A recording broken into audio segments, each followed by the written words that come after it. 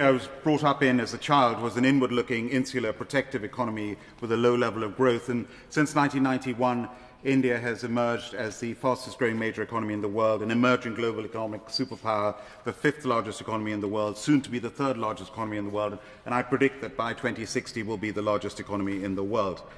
I've been privileged to be at the forefront of UK-India relations for 22 years as co-chair of the India-British Partnership, a member of the UK-India Roundtable, founding chair of the UK-India Business Council, and currently co-chair of the India All-Party Parliamentary Group. And I thank the Noble Lady Baroness Ainley for leading this debate at this very important time. India is only the UK's 11th largest trading partner, and yet it still supports 600,000 jobs between both nations. And the goal, of course, is we've got to get this to increase to over $100 billion of trade by 2030.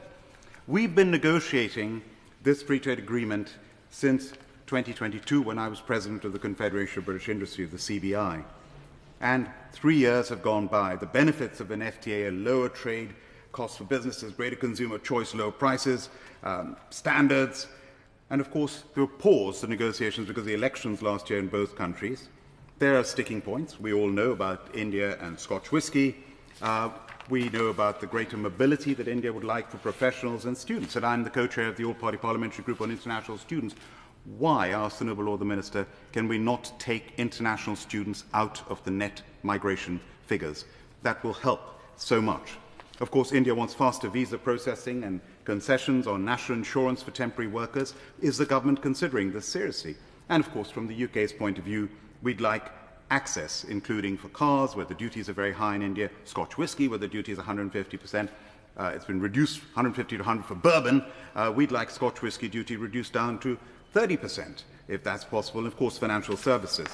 And the total trade in goods and services between our countries grew by 10% and is now at £42 billion. The diaspora, the living bridge, members, people like me, I'm proud to be the largest ethnic minority community in the UK, the most successful ethnic minority community in the UK, by far reaching the very top in every field, whether it's politics, business, or any other area.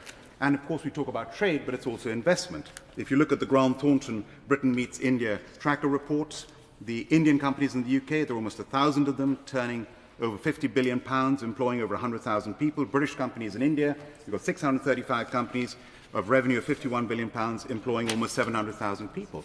Technology and innovation, the amount of collaboration that is there and potential is huge. Security and defence in this uncertain world that we're living in, and yet only 3%, over the last decade, only 3% of India's defence acquisitions came from the UK. And as India seeks to advance its defence industry, diversify away from Russia, the British defence sector could emerge as a key collaborator in technology transfers and support India's Make in India efforts. And of course, you then have India's joining Quad. And I've been saying for a long time, the UK can join Quad.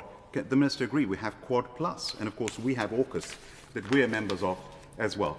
The External Affairs Minister of India, Dr. Jaishankar, is in the UK as I speak. At Chatham House yesterday, he said he's cautiously optimistic about the UK-India Free Trade Agreement negotiations.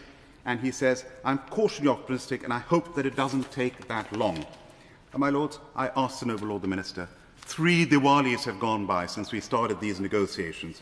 Please, please, let us set a deadline. Let us not have the best being the enemy of the good. Let us conclude this free trade agreement. Let us set a deadline.